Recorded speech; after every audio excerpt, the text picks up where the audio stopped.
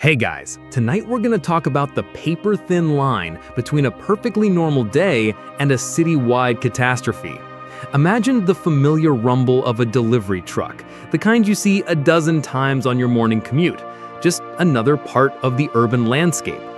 Now imagine that inside one of its cardboard boxes, nestled between styrofoam peanuts, isn't a new laptop or a set of books, but a device built with cold, meticulous precision.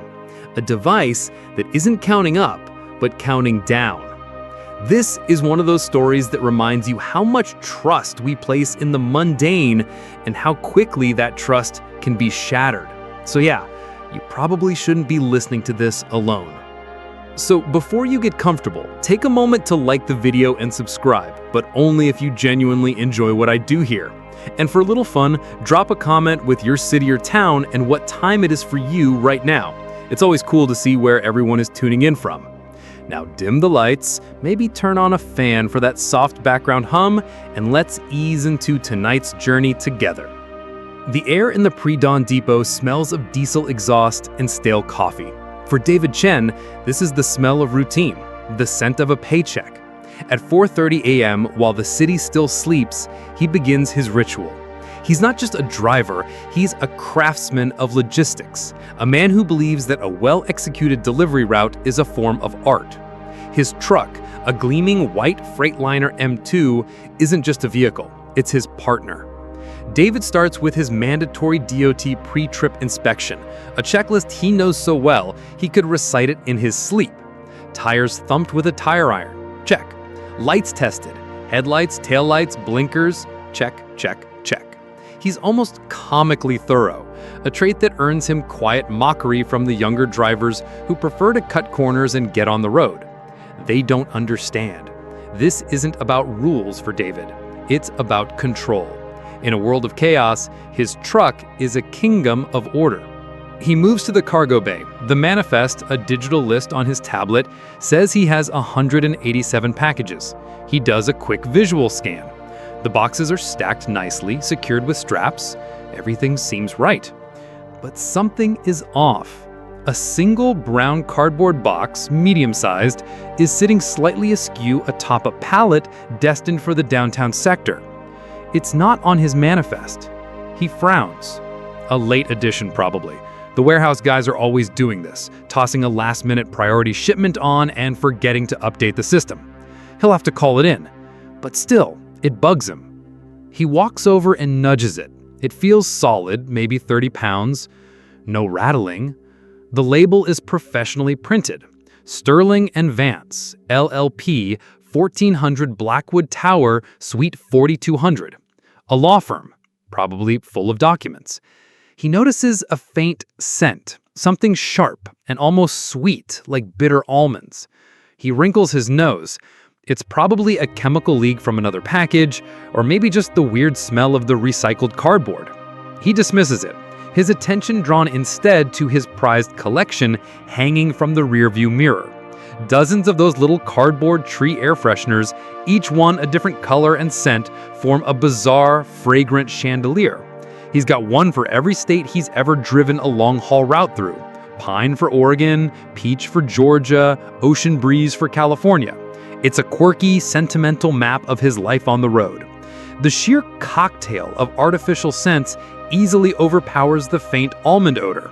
He adjusts the vanilla from Vermont, climbs into the driver's seat, and, with a satisfying roar of the engine, pulls out of the depot. The rogue package is forgotten. Just another box in a day full of them. As he merges onto the interstate, the city begins to wake up. Skyscrapers catch the first rays of sun, turning their glass faces into sheets of gold. David sips his coffee and listens to a talk radio show. The irony is thick enough to taste. He's driving a mobile time bomb towards the heart of the city, and his biggest concern is whether he'll find parking near the Blackwood Tower. The package for Sterling and Vance is particularly ironic. They're a high-profile firm known for winning massive settlements in workplace safety lawsuits. They literally make their living off of other companies' catastrophic failures to notice a threat hiding in plain sight. The device inside the box is silent. It's not the classic movie bomb with a big ticking red clock. This is far more sophisticated. It's a pressure plate trigger, currently inert, but designed to arm itself based on a complex set of environmental inputs, GPS coordinates, altitude, and a barometric sensor. It won't become truly dangerous until it's inside the target building, delivered and left alone. The creator of this device didn't want it to go off in transit. They wanted it to reach its destination. They wanted maximum impact. This is where the legal theory gets murky.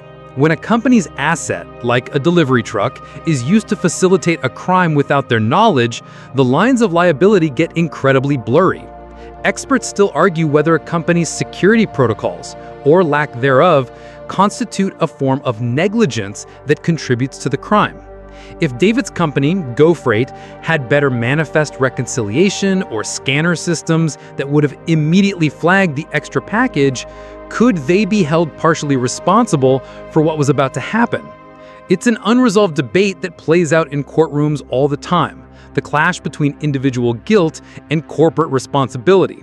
For now, Go Freight and David are simply unknowing accomplices, instruments in a plot they have no idea exists. David takes the exit for the downtown financial district. The streets are now choked with commuters. The clock on his dashboard reads 7:58 a.m. He's making good time. He has no idea that every minute that passes, every block he drives brings thousands of people closer to a silent ticking danger.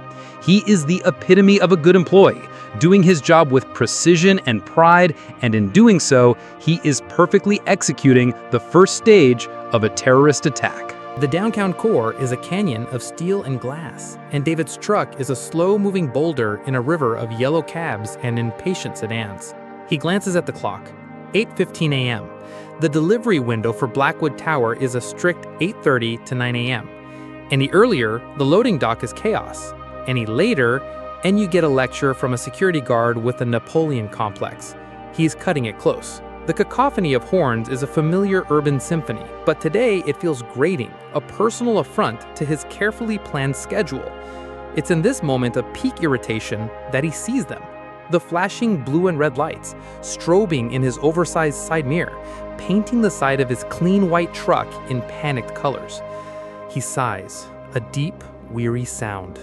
A traffic stop. Here. Now. He signals and carefully navigates the huge vehicle to the curb, a maneuver that draws a fresh wave of angry honks. A police cruiser pulls in behind him. A single officer gets out, a man with graying temples and a calm, unhurried gait that suggests he's seen it all. This is K-9 Officer Miller, and in the back of his cruiser, his partner, a 5-year-old Belgian Malinois named Bear, lifts his head, ears twitching. David rolls down his window, his mind already cycling through the possibilities. Did he clip a curb? Was his turning radius too wide? He has his license, registration, and logbook ready before Miller even reaches his door. "Problem, officer?" David asks, his voice betraying none of his frustration. "Morning," Miller says, his eyes doing a quick, practice scan of the cab. "Just a routine commercial vehicle inspection. Mind if I see your logbook and bill of lading?" David hands over the tablet. "Of course. A random check." The universe, it seems, has a particularly ironic sense of humor today. While Miller reviews the digital documents, he makes small talk. "Busy route today." "Always. Headed to Blackwood Power next."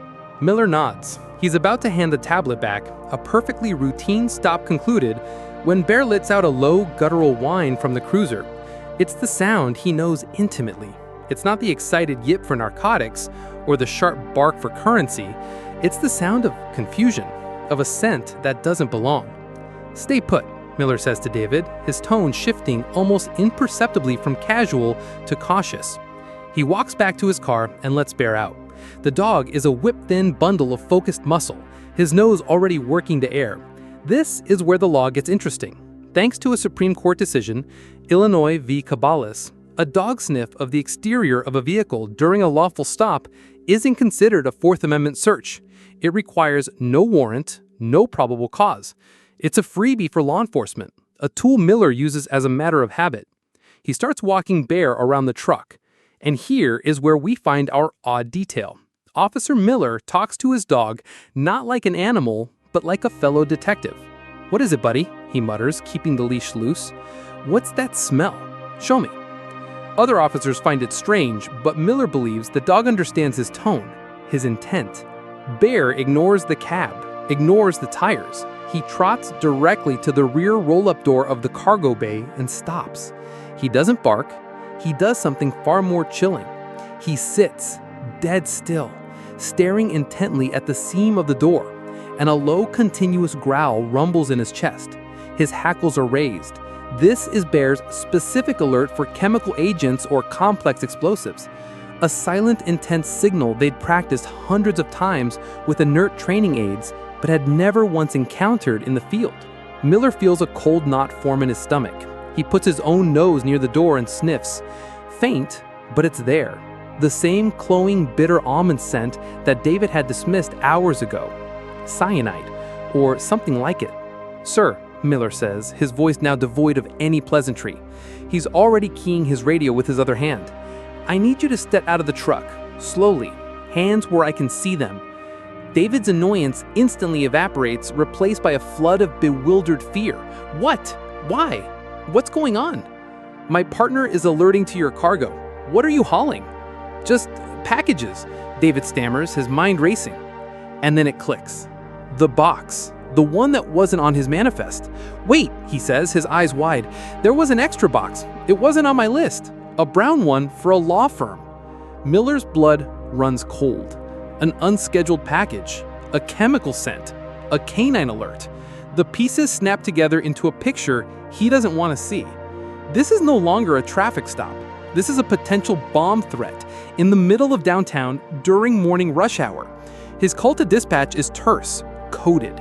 He requests the bomb squad, the Explosive Ordnance Disposal Unit, or EOD, and immediate backup to lock down the street. The irony is staggering. The very traffic jam that was David's biggest problem a minute ago has now become a tactical nightmare, trapping hundreds of civilians in a potential blast radius. This brings up a fierce, unresolved debate among legal and law enforcement experts: the reliability of K-9 alerts. While legally admissible, studies have shown that factors like handler cues, both conscious and unconscious, can influence a dog's behavior, and false positive rates can be surprisingly high. Critics argue that a dog's alert, as subjective as it is, shouldn't be the sole basis for the massive, rights-infringing response of a full-scale bomb threat lockdown. But for Officer Miller, standing on that sidewalk with Bear growling at a truck that smells of poison, academic debates mean nothing. His partner has never been wrong. He has to act as if this is the real thing. Because if he's right, hesitation could be measured in body counts. David Chen, the meticulous driver, stands frozen on the pavement, watching as his perfectly ordered world descends into screaming sirens and chaos. He is now the center of it all, a suspect in a crime he didn't even know was happening. The city's reaction is a massive metallic shudder. Within minutes, the single police cruiser multiplies into a dozen. The area around David's truck becomes a sterile zone. Yellow tape unspools in the hands of sprinting officers, creating a perimeter that pushes back the curious and the terrified alike. People pour out of nearby coffee shops and office building lobbies, phones held aloft, a sea of citizen journalists capturing the unfolding drama.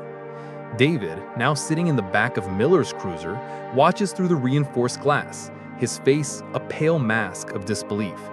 He's no longer a driver. He's a person of interest. Then, the beast arrives. The EOD team's response vehicle is a hulking armored truck that looks like it belongs on a battlefield. It parks with tactical precision, creating a shield between the truck and the nearest building. The bomb squad emerges, 3 figures in heavy green blast-resistant suits that make them look like astronauts preparing for a spacewalk on a hostile planet. Their movements are slow, deliberate, a stark contrast to the frantic energy of the evacuation. The team leader, a woman named Captain Eva Rostova, approaches Officer Miller. Her voice, filtered through her helmet's comms, is tinny and calm. What's the dog's indication? Chemical. A specific sit and stare he's only shown on our cyanide and nerve agent training aids. I smelled it myself. Faint, but it's there. Rostova nods. This changes everything. It's not just a potential explosion they're dealing with. It's a possible CBRN event: chemical, biological, radiological, or nuclear. The blast would be the delivery mechanism for something far more insidious. This is where the real-life protocols diverge sharply from Hollywood portrayals. A historical event that proved this was the 1995 Tokyo subway sarin attack. The terrorists didn't use a bomb. They simply punctured bags of liquid sarin. The attack demonstrated that a chemical agent's effectiveness often depends on dispersal, not a massive explosion. The bomb in this truck could be designed to aerosolize the chemical, turning an entire city block into a death trap. Rostova's team gets to work. First, they deploy a remote-controlled robot, a small, tracked vehicle with a sophisticated arm and multiple cameras. The robot, affectionately nicknamed Wally, rolls cautiously toward the back of the delivery truck. On a monitor inside the EOD vehicle, the team watches Wally's camera feed. The robot's arm, delicate as a surgeon's scalpel, punches a small hole in the truck's thin aluminum roll-up door. A chemical sniffer is inserted. The reading comes back in seconds. Positive for a cyanide-based compound. Miller was right. Bear was right. Now they have to get inside. The bomb is likely rigged to the door, a standard anti-tampering measure. They can't just roll it up. Rostova makes the call. They'll cut through the roof. It's a risk, but a calculated one. While one tech preps a plasma torch, another reviews the architectural plans for Blackwood Tower on a tablet. The target is a law firm on the 42nd floor. The height is significant. A chemical agent released from that altitude would be carried by the wind, maximizing its spread over the dense financial district. The planet's becoming clearer, and it's terrifyingly well thought out. The odd detail in this high-stakes life-and-death scenario is the EOD team's gallows humor. As the tech with the plasma torch prepares to ascend, he turns to his partner and says, "Hey, if this goes sideways, make sure you clear my browser history." It's a morbid, absurd moment of humanity amid the tension. This kind of dark humor is a documented coping mechanism in high-stress professions, a way to build camaraderie and maintain sanity when facing your own mortality on a daily basis. The tech cuts a clean square out of the truck's roof. A camera is lowered inside. The cargo bay is dark, but the camera's light illuminates the stacks of packages. And there it is, the brown box sitting on top, just as David described. It looks utterly benign, except for the thin, almost invisible wires running from it to a small secondary device attached to the pallet beneath it. Rostova zooms in. The device is unlike anything she's seen before. It's a hybrid. There's a conventional explosive charge, C4 by the looks of it, but it's wired to a pressurized cylinder which undoubtedly contains a cyanide compound. And the trigger? The trigger is the work of a genius, or a madman. It's not a simple timer. It's a complex array of sensors, a GPS module, a barometric altimeter, and the motion detector. This bomb wasn't meant to go off here. It was designed to arm itself only when it reached the specific altitude of the 42nd floor and then detonate when the package was set down and the delivery person walked away. A final cruel irony. The bomb was designed to be triggered by the very act of a successful completed delivery. This complex trigger system opens up a major legal and philosophical debate that still rages in counterterrorism circles. The concept of intent versus capability. Did the creator of this bomb intend for it to detonate on a crowded street? No. Their plan was far more specific. However, by creating and placing such a volatile device into the public domain, are they not responsible for any potential outcome, intended or not? If a straight bullet from a sniper misses its target and kills a bystander, the sniper is still guilty of murder. Experts argue over whether the same logic applies to a sophisticated bomb that could be triggered by unforeseen circumstances, like a bumpy road, or, say, a random traffic stop. The law is still catching up to the technology of terror. Rostova makes her decision. Disarming it remotely is too risky. The trigger mechanism is too unpredictable. Someone has to go in. She looks at her team. It's her job. As team leader, the highest risk tasks fall to her. She begins the slow, deliberate process of checking the seals on her own bomb suit. The city holds its breath. From the back of the police car, David Chen can only watch, a silent, horrified spectator, to a nightmare he had unknowingly set in motion. He drove the bomb to its stage, and now he must watch as Captain Rostova steps into the spotlight. Captain Rostova's world shrinks to the view through her helmet's faceplate, and the sound of her own breathing amplified in her ears. She's lowered into the truck's cargo bay on a winch, her bulky suit making every movement a deliberate, energy-sapping effort. The air inside is thick with the almond scent, a sweet perfume of death. Her suit has its own oxygen supply, but the psychological effect is still potent. She lands softly on the truck bed, her boots making a dull thud that sounds like a cannon in the silence. Her focus is absolute. She ignores the dozens of other packages, her gaze fixed on the brown box. She can see the intricate wiring now, a spider's web of red, blue, and yellow. It's a work of art in its own horrifying way. Clean solder points, neatly shrink-wrapped connections. This wasn't built by a reckless amateur. It was built by a patient, skilled professional. This is the moment where procedure and instinct merge.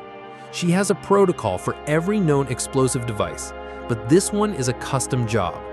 She has to analyze, deduce, and act, all while the ghost of a ticking clock hangs in the air.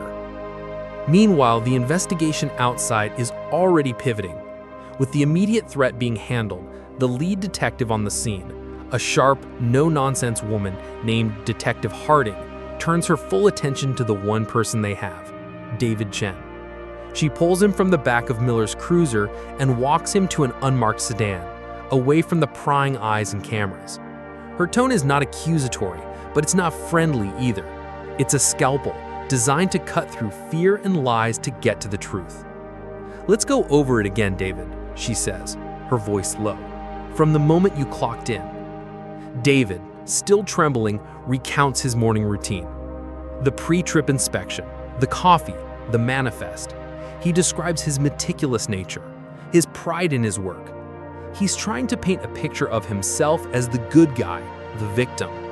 But Harding has been a detective for 15 years. She knows that sometimes the most polished exteriors hide the deepest cracks. "This extra box," she says, zeroing in. "You saw it. You noted it was off manifest, but you loaded it anyway." "I didn't load it. It was already there. I figured the night crew made a mistake. It happens." "Did you call it in? Did you report the discrepancy to your supervisor?" David's face falls. "I was gonna to. I got busy. The traffic. I was running late." It's a small omission, a tiny break in his perfect, orderly facade. But to Harding, it's a crack she can wedge a crowbar into. The scrutiny intensifies. Harding's team is already executing warrants. They're at David's apartment, a neat, sterile place that mirrors the order of his truck. They're polling his financials, his phone records, his social media. They are dissecting his life, piece by piece. And they start to find things. Not a smoking gun, but a series of unsettling details. The first oddity is his bank account. For a man in his profession, David has a surprising amount of money saved. Not millions, but a nest egg that seems disproportionate to his salary. It's not illegal, but it's a question mark. Then there's his internet search history. It's clean, too clean. It's filled with searches for truck maintenance, weather patterns, and local news. There's an almost complete lack of personal searches.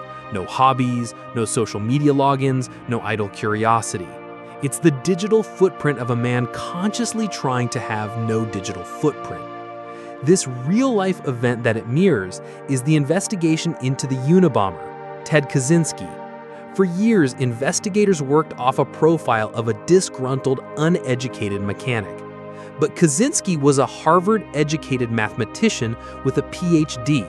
The initial profile was completely wrong because they made assumptions based on the crime, not the evidence. Detective Harding is careful not to make the same mistake. David might be a simple driver, or he might be a brilliant actor.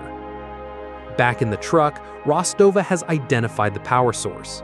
It's a lithium-ion battery pack, cleverly shielded. She knows that cutting the power is usually the first step, but with a trigger this complex, a sudden loss of power could be interpreted by the device's logic board as a tampering attempt, triggering a fail-safe detonation. It's a classic bomb maker's trap. This leaves her with only one option. She has to manually disarm the sensor array first. She has to convince the bomb that it's still safe and sound in its box, not being operated on by a woman in a bomb suit.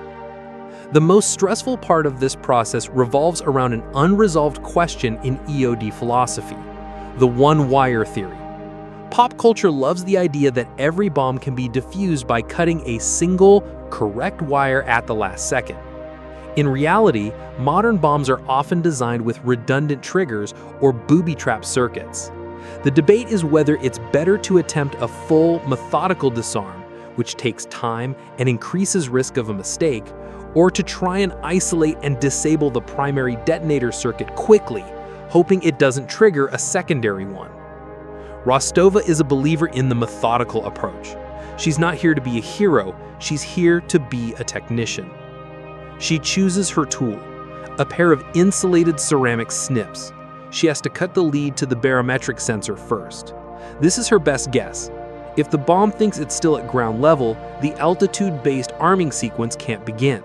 Her gloved hand is surprisingly steady as she slides the snips around the tiny blue wire. She takes a breath. Snip. Nothing happens. The silence in the truck is deafening. She lets out the breath she was holding, a small cloud fogging her faceplate. Step 1 is complete. Outside, Harding gets a call. Her team found something at David's apartment, tucked away in a closet, behind a false back panel. It wasn't a bomb-making manual or a political manifesto. It was a collection of expensive, high-end law textbooks, dozens of them, and inside the front cover of each book was a single handwritten name: Jonathan Finch. David Chen, the meticulous truck driver, was not who he said he was. The cracks in his perfect life were starting to splinter into a canyon, revealing a completely different person underneath. His carefully constructed world was a lie, and Harding was just beginning to pull on the thread that would unravel it all. The name Jonathan Finch changes the entire gravitational pull of the investigation. While Captain Rostova continues her delicate surgery inside the truck, Detective Harding's team launches a full-spectrum search on this new identity. The name isn't an alias, it's a ghost. Jonathan Finch was a student at Northwood University's prestigious law school, a star pupil on the fast track to a lucrative career. He was brilliant, ambitious, and according to his former professors, possessed a dangerously volatile temper when things didn't go his way. And here's the twist. Jonathan Finch's promising legal career had imploded 2 years ago. He had been a top candidate for a position at a major corporate law firm. Not just any firm, but Sterling & Vance LLP, the name on the package, the intended target on the 42nd floor of the Blackwood Tower. He had made it to the final round of interviews, only to be rejected. The reason, buried in a confidential HR file that Harding's team unearths with a swiftly issued warrant, was a failed psychological evaluation. The report flagged him for narcissistic tendencies and an inability to handle rejection. Finch had been furious. He had filed a lawsuit against the firm for discriminatory hiring practices, a case he represented himself in and lost spectacularly. After that public humiliation, Jonathan Finch had vanished. He dropped out of his final semester of law school, abandoned his apartment, and fallen off the grid. Until now. He had resurfaced as David Chen, a humble, meticulous delivery driver, a persona so antithetical to the ambitious law student that no one would ever think to connect the two. He hadn't just changed his name, he had adopted a new life, a camouflage to hide his simmering rage. This discovery aligns with a well-documented criminal behavior pattern seen in cases like that of John List, the New Jersey man who murdered his entire family in 1971 and then created a new identity, living quietly as an accountant for nearly 18 years before being caught. It's the long con revenge, a patient, festering obsession. Harding now looks at the man in her car not as a potential accomplice, but as the prime suspect, a wolf in sheep's clothing. The meticulous nature, the obsession with order, it wasn't just a personality quirk. It was the discipline of a man with a singular, all-consuming goal. The clean internet history wasn't about privacy, it was about operational security. The extra money wasn't from savvy saving, it was the last of his law school trust fund, fuel for his mission. With this new information, Harding shifts the focus of the investigation from the driver to his employer. How did a man like Jonathan Finch, with a ghost identity, get a job at Go Freight? Their background check should have flagged him. She dispatches a unit to the Go Freight depot, not just to investigate the lapse in security that allowed the box on the truck, but to dig into their hiring practices. This is where the second major piece of the puzzle clicks into place. The depot manager at Go Freight, a nervous, sweating man named Arthur Bell, is initially evasive. He insists their background checks are thorough, but when faced with a warrant and the steely glare of two detectives, his story crumbles. He admits that he was having financial trouble. He had a gambling problem. And a few months ago, a man he knew from his illicit poker games had offered him a solution. This man, a former employee of Go Freight, had paid Arthur $10,000 in cash to do two things: hire a man named David Chen without running a full background check, and ensure that this David Chen was assigned the downtown delivery route, specifically the one that included Blackwood Tower. The man who paid him off was a disgruntled former employee named Marcus Thorne. And here, the case broadens from a story of personal revenge to one of corporate conspiracy. Marcus Thorne wasn't just any ex-employee. He had been the lead electronics technician for Go Freight's internal logistics and tracking division. He was an expert in GPS systems, electronics, and most crucially, he had been fired 6 months ago for repeatedly raising concerns about the company's security vulnerabilities, specifically the ease with which unmanifested items could be placed onto trucks. He had been labeled a troublemaker and let go. The motive now seems clear crust, a classic case of corporate sabotage. Thorne, angry at being fired, conspired with Finch, who had his own vendetta against Sterling and Vance. They were two men with two separate grudges that converged on a single, horrifying plan. Thorne had the technical skills to build the bomb and the inside knowledge to bypass Go Freight's security. Finch had the motive to target the law firm and the cunning to play the part of the unsuspecting driver. The odd detail that emerges from the depot manager's confession is the method of payment. Marcus Thorne hadn't just given Arthur Bell cash, he had paid him in a series of rare, uncirculated $2 bills. It was a bizarre, almost theatrical choice. Thorne had apparently told him it was memorable money, a little joke between them. For the detectives, it's more than a quirk. It's a signature. It's the kind of arrogant flourish a smart criminal makes, a small act of vanity that will ultimately help convict him. This situation fuels a long-standing debate in corporate law. To what extent can a company be held liable for the criminal actions of its former employees? Thorne was no longer with Go Freight, but he was exploiting security flaws he had learned about while employed. Legal experts argue endlessly over where the company's duty of care ends. Does a company have a responsibility to fix a security flaw even after firing the person who pointed it out? This case suggests they probably should. Inside the truck, Rostava has successfully snipped the wires to the GPS and motion sensors. The bomb is now essentially deaf, dumb, and blind. Only the explosive charge and the chemical cylinder remain linked to the power source. She can finally approach the last step, separating the detonator from the C4. It's the most dangerous part of the operation. As she prepares, she can hear the faint, muffled sounds of sirens in the distance, getting closer. She knows what it is. It's the sound of the cavalry. It's the sound of Harding's team, armed with a new name and a new direction, racing to find the man who built the device she is now sweating over, praying she can take apart. The raid on Marcus Thorne's apartment is swift and precise. There's no negotiation, no polite knock on the door. A SWAT team uses a battering ram, and the splintering of the doorframe is the first and only warning Thorne gets. They find him not in a panic, not destroying evidence, but sitting calmly in a leather armchair listening to classical music, specifically Vivaldi's The Four Seasons. He's holding a glass of whiskey. It's a scene of unnerving tranquility, as if he were expecting them. Thorne offers no resistance. He places his glass on the table, stands, and puts his hands behind his back. The arrogance is palpable. He's a man who believes he's smarter than everyone in the room. His apartment is a testament to his intellect and his obsession. One room is a pristine electronics workshop with oscilloscopes, soldering stations, and spools of wire. It's immaculate, more like a laboratory than a hobbyist bench. On a whiteboard, there are complex circuit diagrams and chemical formulas. He hasn't even bothered to wipe them away. When Detective Harding arrives and begins the interrogation, Thorne's calm demeanor doesn't crack. He smirks. He toys with her. He critiques her line of questioning as if he were a professor grading a student's paper. He confirms his identity, confirms he built a device, and confirms he paid off the depot manager. He lays out the skeleton of the plot with a chilling sense of pride. "You wanted to expose the flaws in Go Freight's security," Harding states, trying to nail down the motive she already assumes.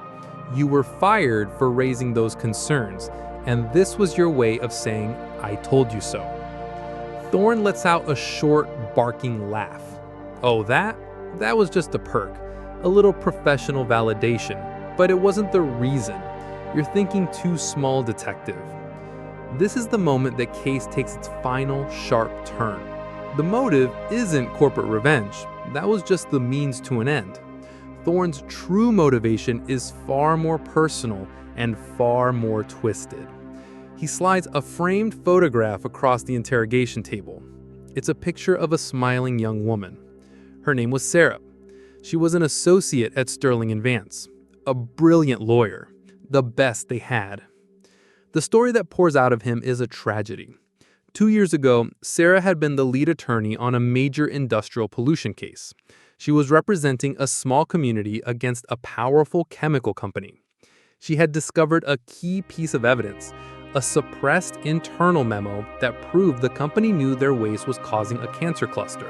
She was on the verge of winning a landmark case. But the pressure was immense. The chemical company's legal team was ruthless. Sterling & Vance, her own firm, pushed her relentlessly, demanding results. According to Thorne, they worked her to the breaking point. She was sleeping at the office, not eating, subsisting on caffeine and adrenaline. One night, after a brutal 20-hour workday, she fell asleep at the wheel on her way home. The crash was fatal. This personal tragedy connects to a very real and debated legal issue: wrongful death suits based on overwork. Cases like this have been brought before, most notably the 2011 lawsuit against Bank of America by the family of an intern who died after working 72 hours straight. The courts are still grappling with where to draw the line. When does a demanding work culture cross over into legally actionable negligence? For Thorne, the line was clear. He believes Sterling & Vance murdered her sister, not with a gun, but with ambition and billable hours. The chemical company she was fighting against was just a faceless evil. The law firm, her own employer, was the true villain in his eyes. They had exploited her talent and discarded her. After her death, the firm had settled the pollution case quietly for a fraction of what Sarah had been fighting for.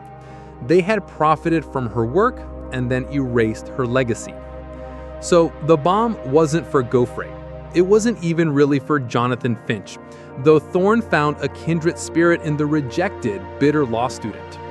Finch was a useful tool, a perfect patsy whose own grudge provided a convenient cover story. Thorne's target was the firm itself.